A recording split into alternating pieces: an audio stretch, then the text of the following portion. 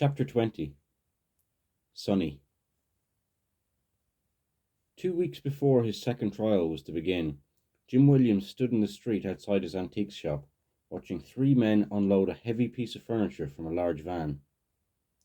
"Easy now," he said. They were lowering a carved sideboard.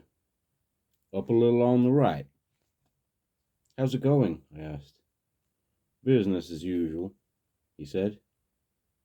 "I mean that other bit of business." "My trial? I haven't the vaguest idea. I leave all that up to my lawyers. To me, it's a giant bore. Now that interests me."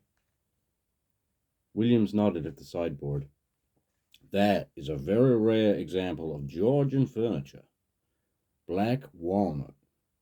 Early 19th century. The Regency details are extremely unusual. I've never seen anything like it before." He spoke as if the furniture coming off the truck was his sole concern. In fact, the defense arrangements for his upcoming retrial had been in turmoil only a few weeks earlier, necessitating a change of lawyers. Bobby Lee Cook, for all his guile and resourcefulness, had not been able to free himself from a conflict in court dates. He was committed to represent another client in a federal case, and the federal calendar always took precedence over state-level cases. Williams, suddenly finding himself without a lawyer, turned to Frank "Sonny" Seiler, a prominent Savannah attorney and a partner in the firm of Boohan, Williams and Levy. Seiler was already involved in the case peripherally, having been retained by Williams in his defense against the $10 million suit brought by Hansford's mother. That suit would come to trial once the criminal case was settled. Now, in Cook's absence, Williams asked Seiler to take over the criminal case as well. At 50, Sonny Seiler enjoyed a position of considerable stature within the Georgia legal community. He was the past president of the State Bar of Georgia. He was listed in the book The Best Lawyers in America as one of the top civil litigators in the country. He was also a native Savannian, and that was a major plus for Williams. Juries, especially Savannah juries, were instinctively suspicious of out-of-town lawyers.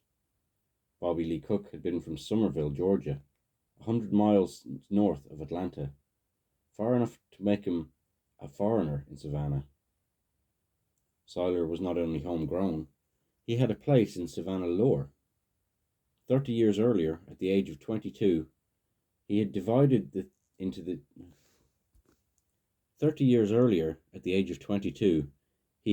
into the Savannah River at the foot of East Broad Street and swum 18 miles out to Tybee in 6 hours against rough water and the threat of a hurricane.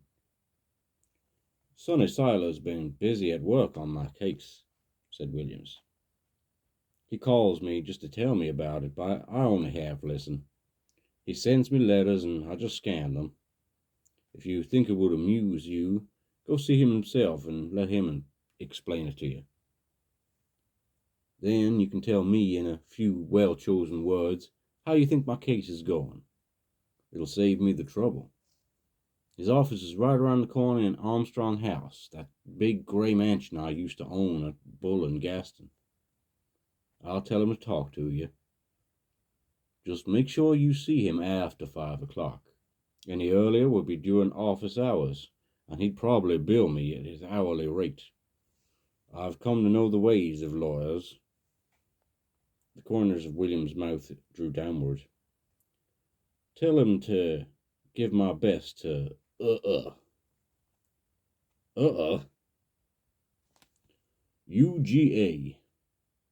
UGA. UGA's a big white building. UGA's a big white bulldog. He's the University of Georgia mascot. Sonny Seiler is his proud owner." Williams said with this was a disdainful look. "Sonny is very gung-ho. He's the university's #1 football fan. He's owned the school mascot since he was in law school in the 1950s. The current UGA is the fourth in the UGA dynasty. 25 years of the Oogers and football. Sonny drives Ooga up to Athens for all the home games in a big red Georgia state wagon. The license plate reads Ooga RV. The entrance hall of Armstrong House was a cavernous space with marble floors and a baronial fireplace. A full-length oil portrait of a British nobleman in a crimson cape dominated the wall. Beneath it, old Mr. Glover, the porter, sat sleeping in an armchair. A receptionist at the foot of a sweeping stairway whispered that I should go right on up. Sonny Siler's office was a large, elegant room that had once served as a mansion's master bedroom. Tall French windows looked out across Bull Street towards the Oglethorpe Club. On the walls, where one might have expected to find portraits of the firm's founders, there were portraits of Ooga 1, Ooga 2, and Ooga 3. Each of the Bulldogs wore a bright red football jersey over massive shoulders. A black G for Georgia was centered on the dog's chest. Siler was sitting at a desk in a white short-sleeved shirt. He was solidly built and had big shoulders. When I came in, he bounded up from his chair like a halfback breaking out of a huddle. We shook hands. He wore a ring big enough to be brass knuckles. It sparkled with 2 rows of diamonds that spelled out in big block letters, Georgia National Champions 1980. I sat down across the desk. It was 5:45, but I got right to the point, thinking Siler might have the clock running anyhow. Will your approach to this trial be any different from the first one? Hell yes, he said. We're going to have a whole new game plan. The biggest mistake the defense made in the first trial was for not facing the homosexual issue head on. Bobby Lee Cook thought he had an agreement to keep out of the trial altogether, so he settled for a jury of old maid school teachers, and it was a disaster. He was double-crossed when the judge allowed those 2 punk friends of Hansford's to testify about Jim and Danny having sex. So I sat down Jim and I said, look, we ain't making that mistake again. If we do, Lawton will bring those guys back and send the jury into orbit the way he did the last time. You gotta come right out with it yourself this time, in your own words. Phrase it gently and get the shock of it over and done with.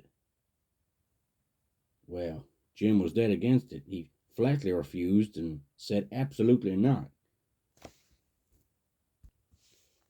He said he'd never expose his mother to that kind of talk. So I said, for God's sake, Jim, she was sitting right there during the first trial. She's already heard it. Not from me she hasn't, he said. So I thought for a minute, and I said, how about if your mother is not in the courtroom when you testify? Then she won't hear from you. Jim finally came around. He agreed to do it. I told him not to worry. We'd back him up by picking a jury that's not biased against homosexuals. How do you plan to do that? I asked. Siler leaned forward, putting his elbows on the desk. Well, Coach, this is what we gonna do. When we interview prospective jurors, we're gonna ask them, would you have a problem if you learned that the defendant was a homosexual? They'll say, oh, no problem at all. Then we ask them, would you want a homosexual teaching your children at school? Right there, we'll trap a lot of them. Well, no, they'll say, I wouldn't want that, and we'll strike those people for the cause. If they slip past that question, we'll hit them with, are there any homosexuals in your church? Then, would you mind if your minister was a homosexual? If there's any bias, we'll dig it out sooner or later. Siler was not interested in seeking a change of venue. We might be very sorry if we got it, he said. There's no telling where we'd end up trying this case. We'd have no control over it. We could find ourselves in Ware County. He rolled his eyes. All they got there is a bunch of damn rednecks. I mean, hell, there's people over there that think it's a sin to have sex with the lights on. They'd lynch Jim before he ever even got round to convicting him. So I think we're better off right here in Savannah. The DA's case ain't as strong as he makes it out to be, and it's getting weaker all the time. How? I ventured to ask. Well, I'll tell you. Lawton likes to talk about the overwhelming evidence he's got against Jim. That's bullshit. He's got two pet theories: the gunshot residue theory and the coup de grace theory. He claims the absence of gunshot residue on Danny's hands proves he didn't fire no gun. And he says Danny was lying on the floor when Jim shot him in the back. Well, we've come up with brand new evidence that knocks the hell out of both of those arguments. I don't mind telling you what we've got, 'cause we've had to share it all with the DA anyhow. Last month, we got a court order that allowed us to have our own experts conduct laboratory tests on the two German Lugers, Jim's and Danny's, and the shirt that Danny was wearing. We lined up the top forensic pathologists in the country to do the tests. Dr. Irving Stone of the Institute of Forensic Science in Dallas. He's the guy who analyzed the clothing worn by President Kennedy and Governor Connally for the Congressional Committee. He's the guy who analyzed the clothing worn by President Kennedy and Governor Connally for the Congressional Committee that re-examined the Kennedy assassination. In other words, he's no slouch. Now, we were sticking our neck out because we didn't know whether Stone's findings would help us or hurt us, and we were under court order to give the results to Lawton. In fact, the DA sent his man out to Dallas with us, Dr. Larry Howard, the director of the Georgia Crime Lab. Old Doc Howard carried the guns and the shirt down now. Well, when Dr. Stone stepped up to test fire Danny's pistol, something unexpected happened. Wouldn't fire. At first, Stone thought the safety was on, but it turned out that the trouble was the gun had an unusually heavy trigger pull, 20 pounds. A normal trigger pull is 4 to 6 pounds. Stone had to squeeze hard to pull the trigger, and as he did, the gun jerked around drastically. Right there, we had an unlooked-for explanation as for why Danny missed Jim and shot into the desk. It was a bonus. Just fell in our lap. Then Dr. Stone went ahead and tested the gun to see if it was consistent in the way it threw off gunpowder. Get this. Stone found that when he had Danny's gun held in a downward angle and firing it, as Danny would have, the gunshot residue was diminished by more than half. Not only that, the gun was erratic in the amount of residue it threw off. Well, old Doc Howard was breathing right heavy right about then. Then Dr. Stone ran an analysis of Danny's shirt. Hell, there wasn't any gunpowder on it at all. According to Stone, that proves Jim had to be standing at least 4 feet away from Danny, because that's how far Jim's gun ejects debris out at the front of the barrel. Stone says that means there's no way Jim could have shot. Stone says that means there's no way Jim could have come around the desk to fire the last 2 shots, because there'd be gunpowder on Danny's shirt if he had. So much for Lawton's coup de grace theory. I thought old Doc Howard was going to pass out. Siler pulled a manila envelope out of his desk drawer. Now, I'm going to show you a little surprise we have in store for Lawton. After the police got to Jim's house, they photographed the room where the shooting took place. Those pictures showed all sorts of supposedly incriminating details, right? Chair leg on Danny Hansford's trousers, particles of paper on top of the gun on the desk, smeared blood on Danny's wrist. Bad stuff. Lawton introduced about 20 photographs in the first trial, but the police photographer testified that she took 5 rolls. That means there was over 100 pictures we hadn't seen. A couple weeks ago, we asked to have a look at the rest of them. We didn't know exactly what we was looking for, and frankly, we didn't think we'd find anything. Well, we got the full set of photographs a couple of days ago. Okay, now look at this one. Siler handed me a photograph showing the chair behind Williams's desk. A leather pouch lay on the carpet against the leg of the chair. Now compare that photograph with this one. In the second shot, the leather pouch was no longer touching the chair leg.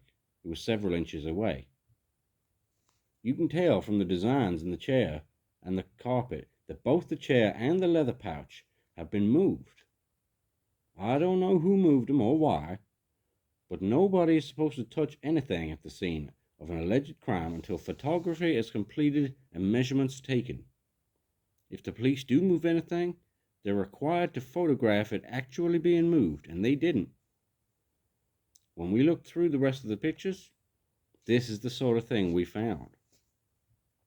Seiler laid out several other photographs showing objects on the top of William's desk. Notice the position of the pink box here and here. The pink box too had been moved. So had a copy of TV Guide, a stack of envelopes, rolls of paper, and a telephone directory. When you look at all the pictures, and not just the 20 that DA used for the first trial, you can see that things were being shuffled around all over the place. That means the scene of the shooting was never properly secured. There's not supposed to be anybody in that room when the police photographer is shooting pictures. But just look at these photographs. You can see feet, arms, legs, civilian shoes, uniform shoes, black shoes, felt shoes. The police were swarming all over the house that night. It was a convention. And now we discover they were moving the evidence. That's crazy. It violates rudimentary police procedure. What's more, it taints all the evidence in the room. Seiler beamed. I tell you, we're in good shape. The only thing out of our control is Jim's arrogance on the witness stand. But hell, we ain't never going to get around that. We're just going to have to live with it. Seiler tilted back in his chair and clasped his hands behind his head. Lawton's in trouble, but it's his own fault. He made a terrible blunder playing keep-away with the evidence in the first trial. Lawton's articulate and smart, no question, but he doesn't have the experience a DA ought to have. Believe me, I know what I'm talking about. I've been practicing law for 25 years, been in court dozens and dozens of times.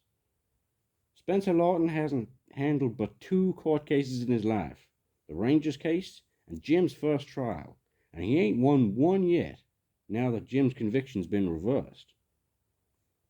He's anxious and he's green, and we're going to take advantage of that. We've been keeping the pressure on him, swamping him with pre-trial motions, distracting him with details.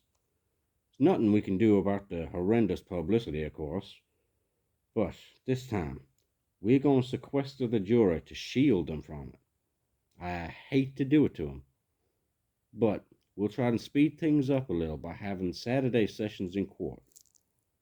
Seiler shook his head. Right in the middle of football season, too. That ought to prove I didn't make the decision lightly. I've been to every Georgia home game for the past 25 years. Figure I'll miss at least 1 game, maybe 2 this year because of the trial.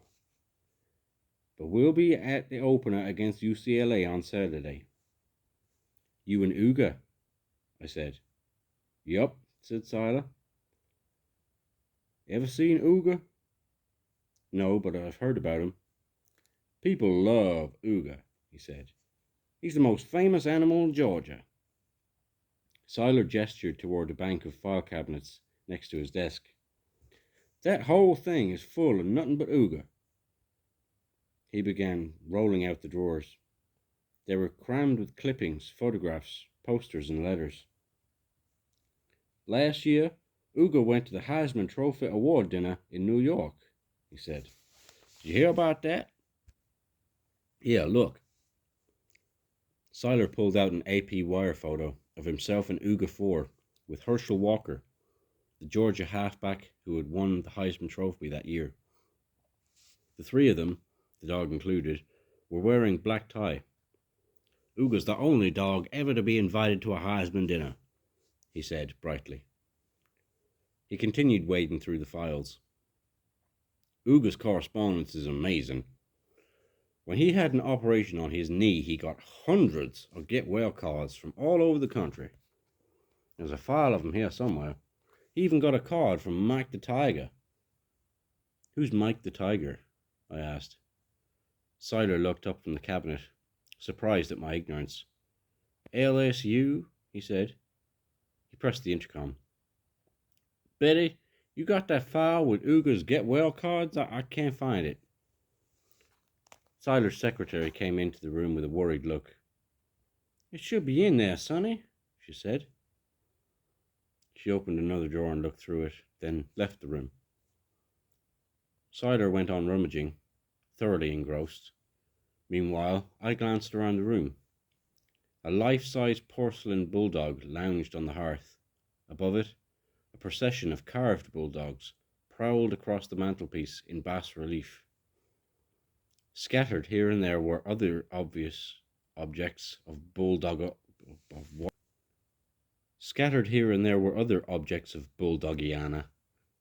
Framed snapshots, a brass paperweight, figurines, needlepoint pillows.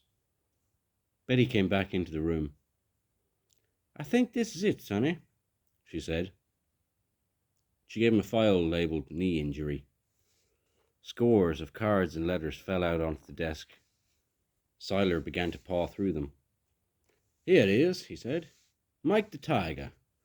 And one from the Boston College Eagle, the Kentucky Wildcat, Mrs. Williams's 4th grade class, and Macomb.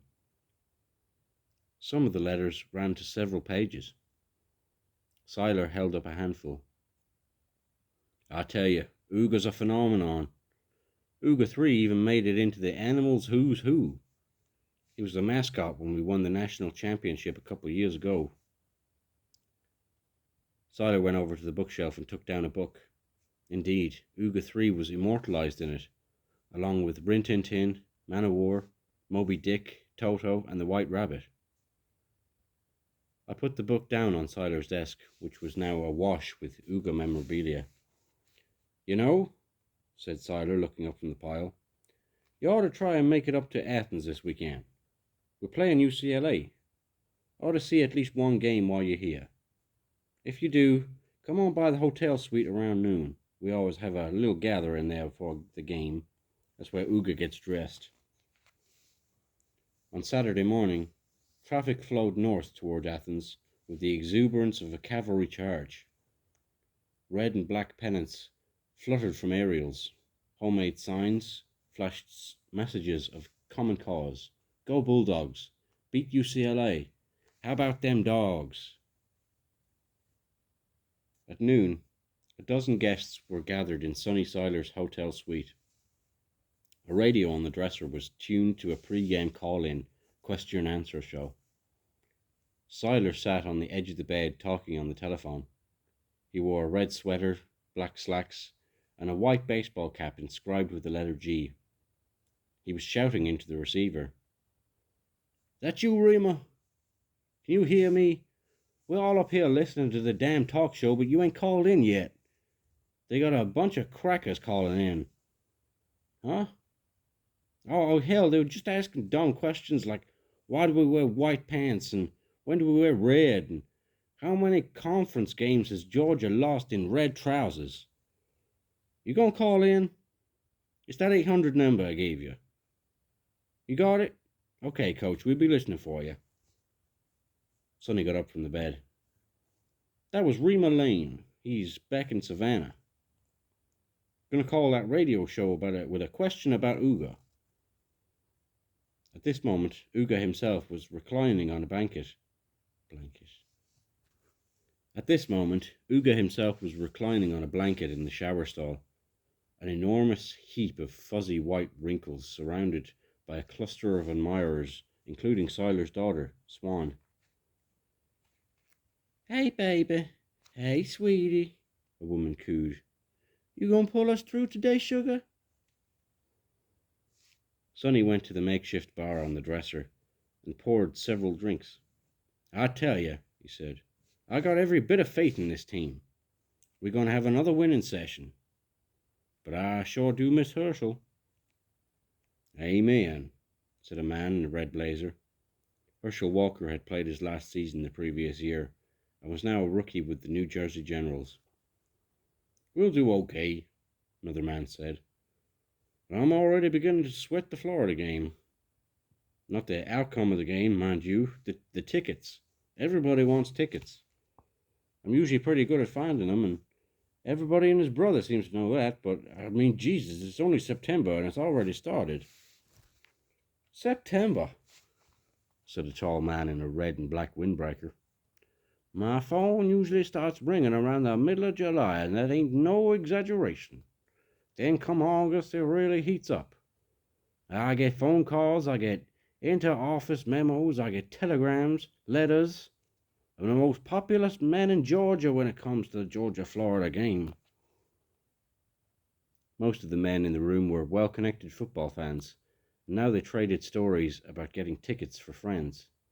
Hey, Sonny, one of them called out. What about that Williams murder case? You figure you're going to win it? Seiler looked at the man. Is Georgia going to beat UCLA? Georgia was heavily favoured. I tell you, Coach, said Seiler, don't go placing any bets against us yet. We got a couple of surprises up our sleeve. New evidence, a couple of new witnesses. It's going to be Oh, wait, there it is. Seiler reached over and turned up the volume on the radio. Of course, Uga has a big appetite, the announcer was saying. And our caller from Savannah wants to know, what brand of dog food does Uga eat? Attaboy, Rima, said Seiler. Everyone in the room knew the answer. Jim Dandy dog ration.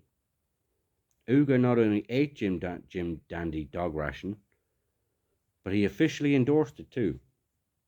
Plastic cups were raised in a toast to Uga 4 and Jim Dandy.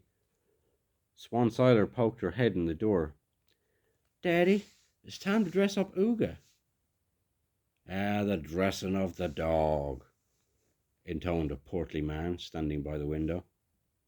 Seiler held up a red jersey and called out, "Yeah!" Uga came trotting into the room, wriggling and wagging his 65-pound body. Seiler slipped the jersey over his head and fastened a spiked collar around his neck. If we have a defeat, said Swan, and we don't ever wear that jersey again. Sometimes, if things aren't going well, we'll change jerseys in the middle of a game. We got 5 or 6 with us today, said Sonny. We can change if we have to. I hope we don't.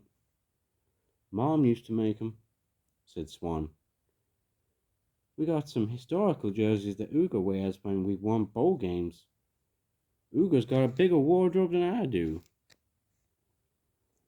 The guests started putting on their coats as Seiler brushed the dog and sprinkled talcum powder over the top of his head to cover a greyish spot. That's for the cameras, he said.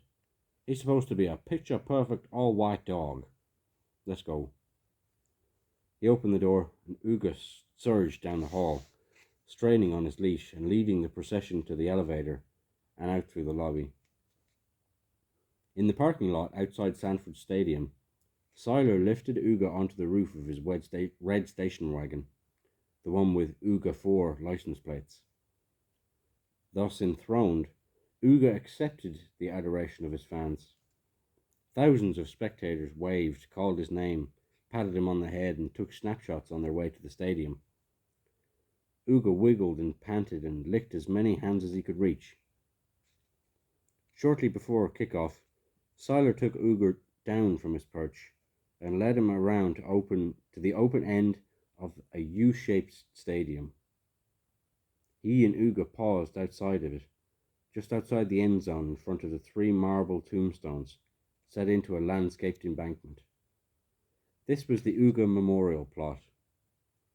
Bunches of flowers had been placed at the foot of each tombstone, each bearing an inscription to the late Uga.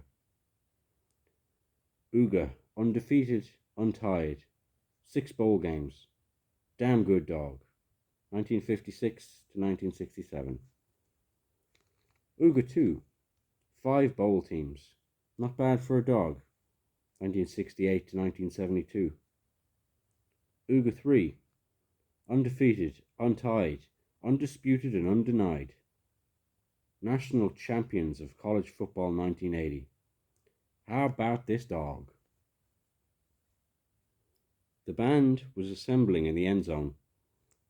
The Georgia cheerleaders came to take Uga from Seiler and put him into his official doghouse, which was shaped like a big red fire hydrant on wheels. It was air conditioned, the Georgia heat being less than ideal for Uga's breed of English bulldog. The hydrant was wheeled out to midfield for the opening ceremonies. Just before kickoff, Uga jumped out and trotted to the sidelines. A roar went up from the crowd. "Damn good dog! Damn good dog! Damn good dog!" Later that evening, I called Williams to tell him about my conversations with Tyler. "Sounds as if he's coming up with strong new ammunition for you," I said. "I would think so," said Williams, "considering the rates he charges. What did you think of him?" "Smart, energetic, committed to your case." Said Williams, "and the money he's making from it." I could hear the clinking of ice cubes at Williams' end of the line. "Do you want me to explain what he's got?" "No, not especially. But tell me, not that I really care about this either, who won the game today?" "Georgia, 19-8. "Good," said Williams. "It means Sonny will be in high spirits. It's all so childish. When Georgia loses, it absolutely destroys him. He goes into shock and can't function for days. In that case, I think you'll get a vigorous defence out of him. It was a solid victory." "Not too big of a victory, I hope. He might regard my trial as an anticlimax." "I don't think the game was that important," I said. "It wasn't a Southeastern Conference game." "Wonderful," said Williams. "I wouldn't want him to be all distracted and daydreaming. I want him frisky." "Yes, that should work." Williams paused. The ice cubes clinked. "Yes, that should work very well."